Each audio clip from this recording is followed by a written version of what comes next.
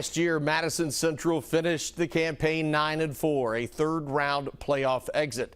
The Tribe lost several key pieces from that ball club and are ushering in a new era. Lindsey Goff caught up with the Indians practicing at EKU while their new turf gets installed. Madison Central football is under new leadership in 2023 with first-year head coach William Blair.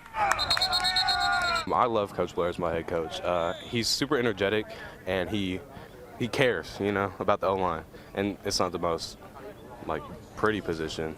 We don't get touchdowns or anything, but we get the job done. The trenches are where the Indians return the bulk of their starters. Our offensive line and defensive lines are solid coming back, and on the defense side with the linebackers, all the linebackers come back. So the quarterback, receivers, those will all be new cats. Senior KJ Wells has moved over from receiver to quarterback and said having an experienced line helps, but the skill players are working to be confident in their starting roles.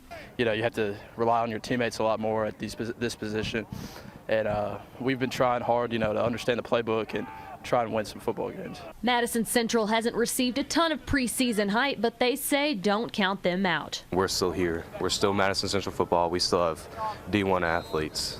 Don't forget about us, because we have all the new schools in the 6A. We're not scared of them. The Indians open their 2023 campaign on the 25th, hosting Lexington Catholic. In Richmond, Lindsey Goff, WKYT.